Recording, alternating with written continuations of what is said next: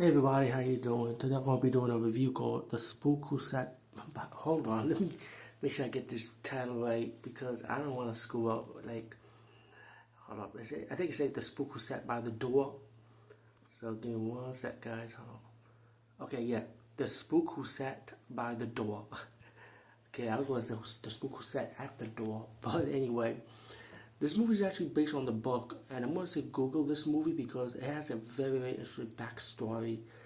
How this movie was made, how this movie was almost destroyed to non-existence thanks to Tim Reed, who was able to save the movie and was able to release it later on. A very good backstory on this movie, but all in all, this is not a black exploitation movie. At the time, Hollywood was going to portray as a black exploitation movie, but thanks to the two people, kind of trick Hollywood saying that, yeah, you can make it a black exploitation movie, but it's really a drama movie. But again, Google this movie. Trust me, it has a very good story behind it. But the movie's about the senator, right? It starts with him, how he's getting like low public relation views on him. People that don't like him no more. So suddenly his wife have this idea like, hey, you don't have no blacks in the CIA, right? So it's like, yeah, and so the senator was like, yeah, that might get my popularity vote back up. So the CIA ended up interviewing different people, black people for the CIA. Still one by one, they kind of quit or they failed the test. And still one survived the test and he becomes like the first black CIA agent. So later on, they gave him a desk job instead of a real job, like stopping terrorists or whatever.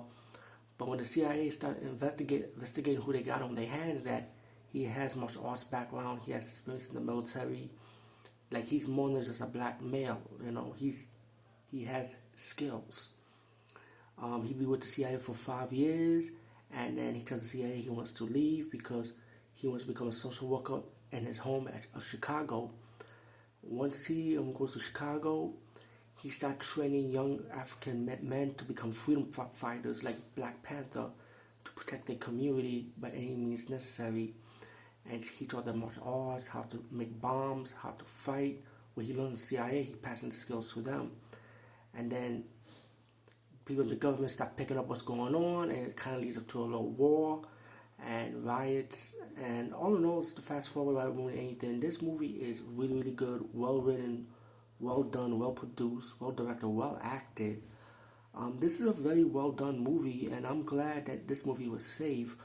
Without spoiling too much, I'll give you a little short trivia why this movie got banned. It's similar to what Hollywood is scared of. Like, they see this movie, they think black males and females are gonna protest, they're gonna start a riot, start fights. So they were scared of that. So that's why they wanted to blacklist this movie out the theaters.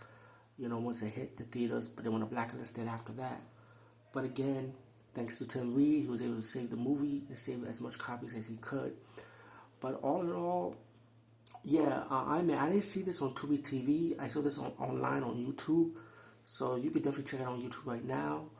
And like I highly recommend it. I heard this was also released on DVD, but I'm not sure the special features or what. But anyway, over and out, and peace.